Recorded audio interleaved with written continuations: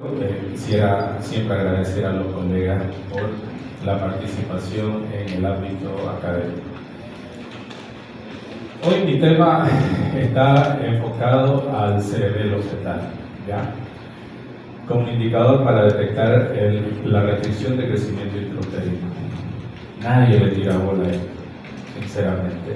Yo veo informes, veo colegas que hacen ecografía y la verdad que es un muy buen referente para que ustedes tomen en cuenta el día de mañana y puedan realizar el diagnóstico preventivo, ¿ya? En el sentido de que pueden agilizar también un tratamiento adecuado, pueden traer a esos fetos en sí, digamos, en condiciones óptimas, no permitir la restricción de crecimiento intrauterino y detectarla a tiempo, ¿ya? Esa es la idea del tema y en sí, y yo quisiera que tomemos algunos aspectos fundamentales cuando hacemos la valoración de ecografía. Puede ser desde el ámbito, generalmente cuando uno realiza la ecografía, por ejemplo, ¿qué hacemos nosotros? Realizamos la ecografía directamente, ¿lo ven? Pedimos una fecha de última regla, algunos piden fecha de última regla, no todos. Algunos son bien mecánicos, agarran, se sientan y empiezan listo, informe, fuera. Eso es lo que hacemos. Estoy hablando generalmente de un ámbito público especialmente. En el público actuamos de esa manera. En el privado se pueden dar un tiempo, un espacio para poder valorar mejor a sus pacientes. Pero vale más plata. No, tendría que ser igual, ¿ya? En el público también se puede actuar organizadamente y con los colegas de alguna manera para poder ayudar a este tipo de pacientes. Medimos obviamente el latido cardíaco, biometría fetal, placenta, líquido, cervix, rápidamente la morfología y ya está fuera de la paciente. Y así, obviamente, hablamos de detalle morfológica, ya si quiere usted hacerle un detalle morfológico, que es otra ecografía. Y listo, si usted encuentra una patología, que le haga ecografía morfológica de entrada. Pero, ¿qué sucede cuando hay una discordancia de medidas en relaciones en la biometría fetal? ¿Qué sucede? Usted agarra, hace diámetro biparietal, 36 semanas. Circunferencia abdominal, 38 semanas. Feto, 34 semanas. ¿Y ahora qué le pongo? ¿No? ¿Sucede o no sucede? En gran mayoría de lo que realizamos ecografía. Entonces, ¿qué hacen algunos colegas? Colocan el resumen, un intermedio de todo, de las mediciones que han realizado. Le sale 35 semanas, digamos, de lo que les he hablado. Entonces, esto se observa en la gran mayoría de los informes y lo vemos a diario. Y ahí creo que cometemos un gran error nosotros, tanto el que realiza ecografía como el que solicita, porque el que solicita generalmente en el público igual, ¿cuántas veces tiene tanta? Ya, control prenatal, informe de ecografía, laboratorio, vaya, vuelva y después regresa. Cuando regresa la paciente, verifica el informe ecográfico y a veces ni le preguntamos la fecha de última regla, más bien hacemos altura uterina algunos en la consulta y verificamos si algo anda mal. ¿Listo? Peor aún si es que cambia de médico, ¿no? Entonces, ahí tenemos una falla grandemente. Entonces, nosotros, bueno, en lo particular, en FUNCIPRO y los que han cursado conmigo en la parte académica, en el diplomado especialmente, hacemos nosotros la biometría fetal, pero nunca nos quedamos tranquilos, siempre hacemos los 3 cortes básicos. Y esos 3 cortes básicos identificamos el cerebelo muchas veces que está con una discordancia tremenda en relación a las otras medidas. ¿Qué hacemos? Lo que explicaba el profesor anteriormente. Por lo menos medirle a las arterias uterinas. Y así le damos un diagnóstico preventivo. ¿En qué sentido? Hágase un Doppler materno fetal. Allá ahora si quieren, hágase la arteria oftálmica más. Y todo eso, siempre escrito en el informe. De esa manera nosotros podemos prevenir que ese bebé, uno, siga perdiendo peso, ¿ya? El tamaño del bebé obviamente esté estacionado, en ocasiones inclusive se muere. Ustedes saben perfectamente que la restricción de crecimiento intrauterino es un resultado obviamente de la mala perfusión placentaria y obviamente una mala nutrición y una mala oxigenación a nivel fetal. Entonces, en ese sentido nosotros podemos mejorar. El ginecólogo obstetra va a mejorar la situación de ese paciente, pero necesita una documentación. Nosotros al realizar la ecografía sí o sí nos sentimos comprometidos en ese aspecto. No solamente hacemos la ecografía de control de crecimiento y desarrollo, avanzamos un poco más. Y eso es lo que quiero promover hoy día. Tratar de que ustedes puedan colocar en sus informes de aquí en adelante una muestra de un diámetro cerebroso. Entonces, ¿y qué sucede cuando hablamos clínicamente en este sentido? Solicitamos su fecha de última regla siempre de la paciente, verificamos el cartón prenatal, obviamente si es que tiene, a veces llega directamente ya con mayor cantidad de embarazo, verificamos la ecografía si es que tiene, ¿no? Muchas veces no verificamos ni la ecografía, directamente la última, y no hacemos correlación con la primera ecografía en la parte clínica. Escuchamos el latido cardíaco y si amerita el caso, obviamente, depende de la edad gestacional. En este caso, embarazadas de edad avanzada, escuchamos el latido cardíaco. ¿Ya? Hacemos las maniobras de Lopol y en ocasiones también medimos la altura uterina, que es el control prenatal, generalmente lo que se hace acá. Luego, y si vemos, se realiza la revisión de los laboratorios, obviamente, y cuando se encuentra al final del trimestre es donde mayormente ocurren los problemas. ¿Ya? De eso es lo que nosotros tenemos que empezar a captar cuando hacemos ecografía. Siempre, por lo menos ecográficamente hablando, nosotros tenemos que realizar los cortes básicos, ¿ya? Y uno de los cortes básicos, obviamente, está el corte cerebroso, indicado, ¿ya? Que generalmente se lo hace un corte oblicuo para poder ver lo que es el cerebelo, ¿ya? Obviamente están los otros dos cortes, que son los transventriculares y el corte talámico, donde realizamos las medidas correspondientes del diámetro biparietal. En ocasiones también algunos colegas no llegan a medir todo. Ya he visto que miden longitud femoral y diámetro biparietal y con eso se conforman muchas veces. No, por lo menos tienen que realizar el índice de CAF.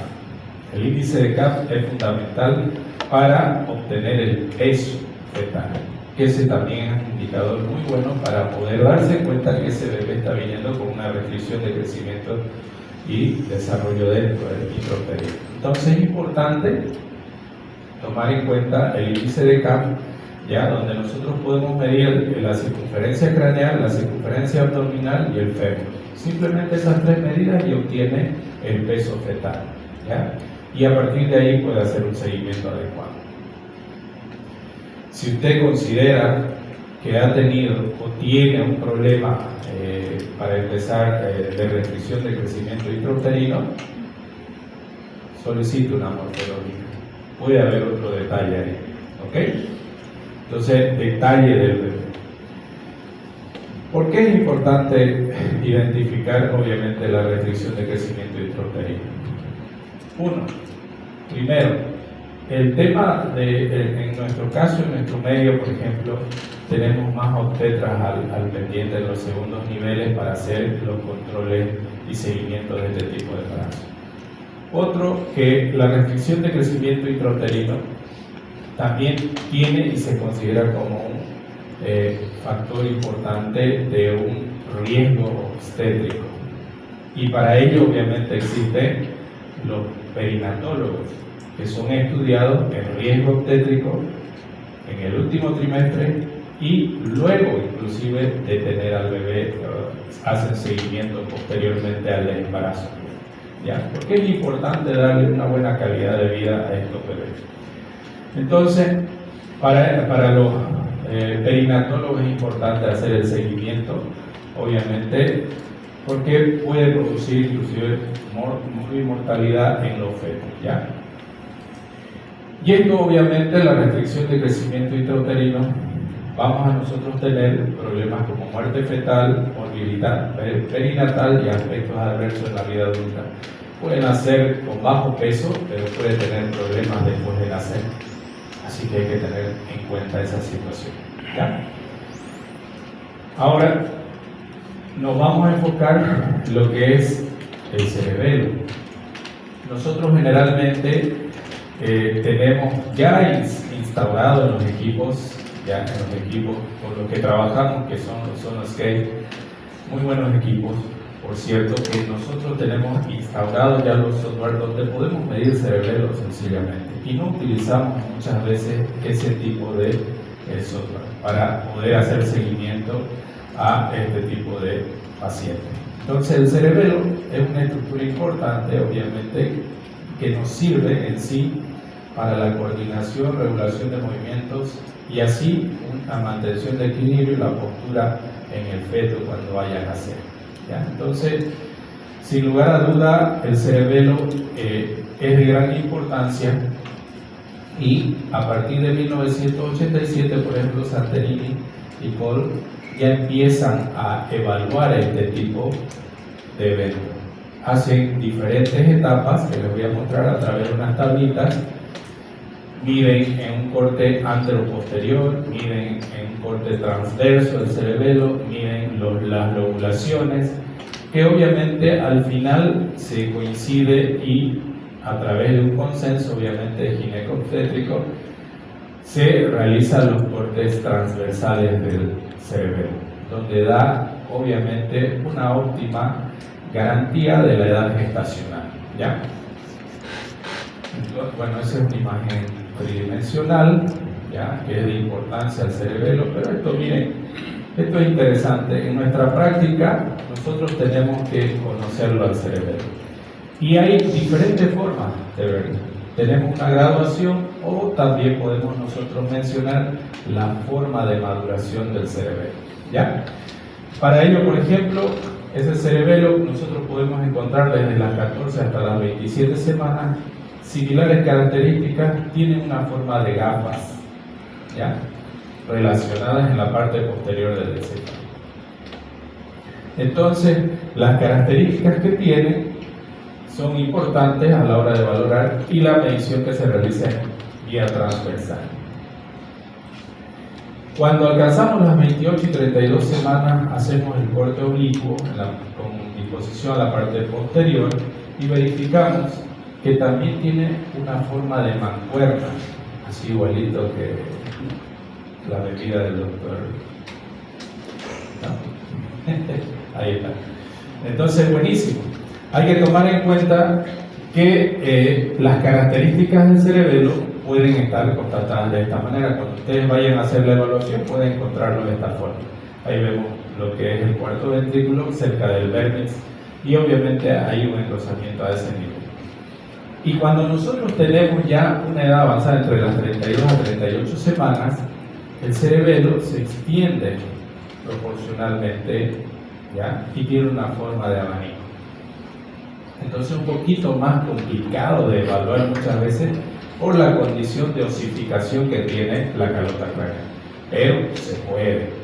Y les digo con toda certeza que se puede, porque nosotros evaluamos dentro de la pancita del bebé y fuera de la pancita del bebé. Los neonatólogos nos llaman para hacer ecografía transfontanelar y de la misma manera ellos tienen un tamizaje para ver qué edad gestacional por vía externa y nosotros por vía intracraneal. Le decimos, tiene tantas semanas, sí coincide, ya. ¿Y por qué nació? Restricción de crecimiento intrauterino. Entonces, coincide en lo absoluto. Entonces, tomen en cuenta esa situación. Las tablas que en un principio se fueron ejecutando, por ejemplo, para ver algunos percentiles, por ejemplo, el diámetro transverso del cerebelo, podemos ver acá hasta las 36 semanas, pueden alcanzar a medir obviamente en milímetros, ya hasta 17, un percentil de 5 y un percentil de 95, dependiendo del diámetro del cerebelo. Las tablas igual aquí, el diámetro en milímetros del vértice cerebeloso, ¿ya? Tomar en cuenta que también antiguamente hacían esas medidas. En la actualidad ya no se toma muy en cuenta esto, pero hay que considerar en algunas situaciones. Y los hemisferios cerebelosos, de la misma manera, las tablas se pueden identificar diferentes áreas. Esto ya está establecido, gracias a Dios, en los equipos. Es como enseñarles a un niño directamente a calcular en el equipo ecográfico, ¿no? Ahí vamos a avanzar. Otra cosa que es importante, la evolución de la edad gestacional en relación a pasar a las 14 semanas. No nos olvidemos de esta interesante parte orgánica que tiene el feto o el embrión, donde aparece a las 7 semanas, obviamente, el romboencéfalo. Ese romboencéfalo se va a conformar lo que es el cuarto ventrículo, y eso nos va a ayudar a guiarnos en cuanto al cerebelo y la división entre el cerebro. ¿Listo? Es un referente también para ver la evolución de la acción fetal en el crecimiento de este ser. Ahora, el cerebelo no varía ni cuando tenga una dolicocefalia, braquicefalia, no va a haber variación, o alguna malformación como el síndrome de Andy-Walker, por ejemplo, tampoco va a haber variación. Puede haber mínima variación, pero va a estar ahí. O puede tener una hidrocefalia también. De cualquier manera, el cerebelo va a estar ahí.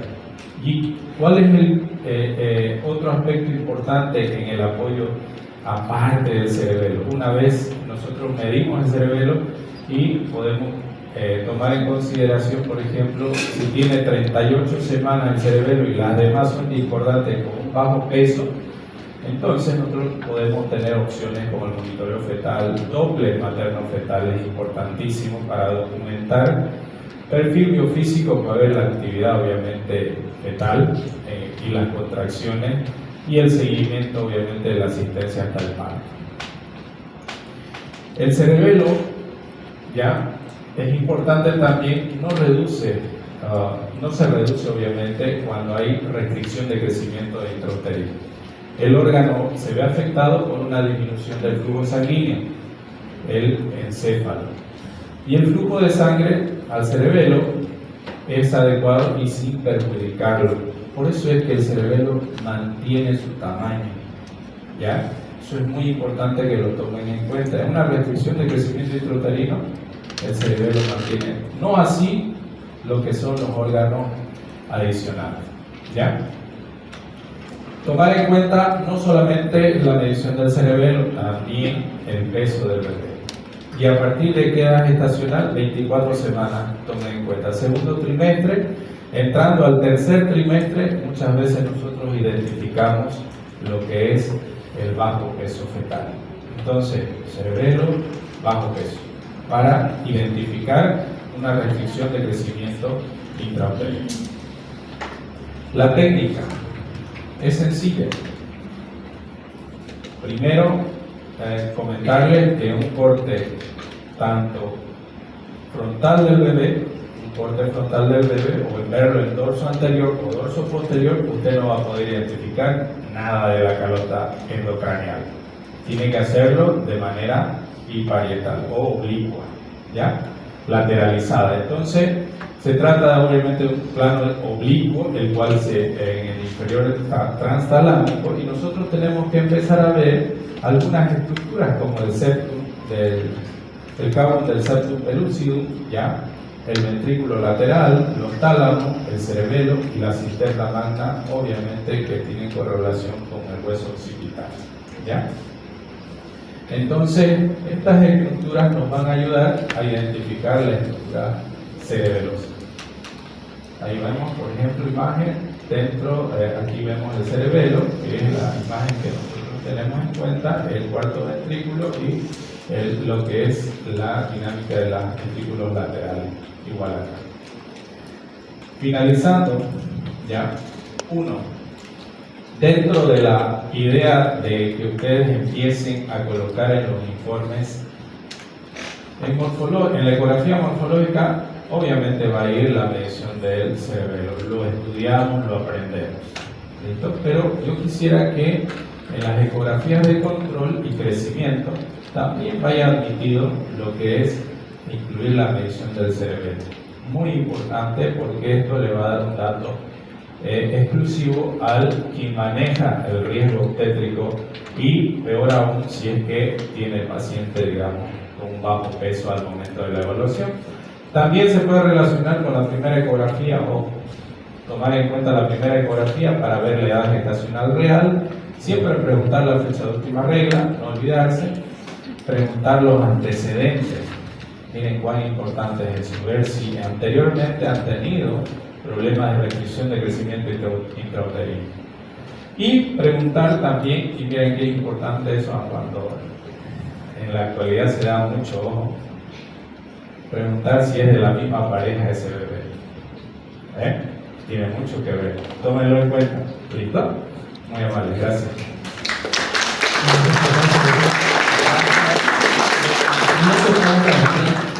Cuando menos lo trabajo, ¿no? Cuando tenemos la necesidad de aprender al máximo todo este tipo de iniciativas que nos comparten cada uno de los dos especialistas. Para la ronda de preguntas, por favor, tenemos un personal de protocolo que se va a encargar de facilitar los micrófonos a cada persona que quiera hacer una intervención al docente. Por favor, si puede levantar la mano el médico que quiera hacer alguna consulta.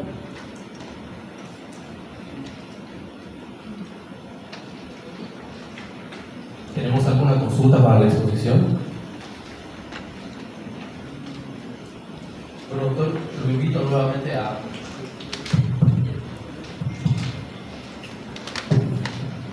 Bueno, colega, este es un factor, pero ¿y qué hay de la placenta? Porque ese es otro mundo, más complicado que este todavía. Claro. Hay gente en el mundo que se está especializando únicamente en placenta. Ahora, de acuerdo con su experiencia allá en su trabajo. Okay. ¿En qué ha ayudado a la predicción que tiene escuela? Todos los días siguen. Estoy ocupado, chacho. Saliendo, Estoy ocupado. Todos siguen saliendo con bajo peso y con grandes problemas neurológicos. No solamente. Claro, un montón de. Ok, respondiéndole al doctor, es cierto eso, lo de la placenta. Miren, en el ámbito de la experiencia, si te gusta, podemos mencionar que la placenta podemos tomarla en cuenta desde las 28 semanas en adelante, ya, para considerarla si es que hay o no hay una predicción. ¿Qué podemos encontrar? Lagos venosos en altitud, una maduración anterior, o sea, rápida, agarramos y colocamos, vemos una placenta grado 3, o heterogénea, pero no ha madurado. ¿Será que tiene la edad gestacional que es? O tal vez tiene un bajo peso. Ahí uno se pregunta. Porque generalmente, ¿qué te dice el ginecólogo? Y la gran mayoría de los colegas obstetras: no está madura la placenta, todavía no lo vamos a sacar. Bebé macrosómico, restricción de crecimiento, pero la placenta no está madura. Entonces, ahí uno empieza a ver el contexto generalizado. ¿Ya? No solamente toma la placenta. Tal vez la placenta es un vínculo, y por eso tal vez el doctor lo dice, un vínculo, obviamente por la insuficiencia placentaria que se lleva en el tema de la preeclampsia. Porque ese es un motivo para la restricción de crecimiento intrauterino. Un factor. Uno, porque hay varios, ¿no? No come también, bebe también, familiar genético también. Papá, por eso le preguntaba, ¿no? Por ahí es de otro padre, en la actualidad, perfil genético, placentario, masculino. No echan la culpa a los varones siempre. Entonces, hay que tomarlo en cuenta, querramos o no querramos. Y hay que preguntar. Nosotros cuando hacemos ecografía, siempre preguntamos. Por lo menos en el área privada se puede y hay un poco más de tiempo. En cambio, en el área pública es mucho más difícil, pero se puede programar, porque la verdad que ahí estamos fallando mucho. Y después vienen las demandas. Ese es un problema grandísimo. Si uno hace un retroceso de toda la historia clínica, seguro que va a pillar por qué ha fallado y por qué ha muerto un bebé, con seguridad. ¿Ya? Desde cualquier punto de vista, placenta, restricción, cerebelo que anda bien, todo eso podemos tomar en cuenta. Pero tómenlo en cuenta en el sentido de que cuando vayan a hacer ustedes una medida, una biometría en un control de crecimiento y desarrollo sencillo, pongan el cerebelo, miran el cerebelo. Por lo menos es una pauta más para que tiene, o una ayuda más para que tenga el obstetra a decir, pucha, pero me pusiste aquí el cerebelo y dice 38 semanas, vamos a tomar en cuenta. Por lo menos va a mandar a hacerle un doble materno-fetal y ahí tal vez se va a dar cuenta que hay una restricción de crecimiento interior. ¿Y el médico qué necesita? Documentación, siempre. Si nos documentamos, hacemos bien las cosas primero y luego, obviamente, salvamos nuestro peligro de ir a la psicóloga. ¿Listo? ¿Alguna consulta más que tengan por alguien por ahí?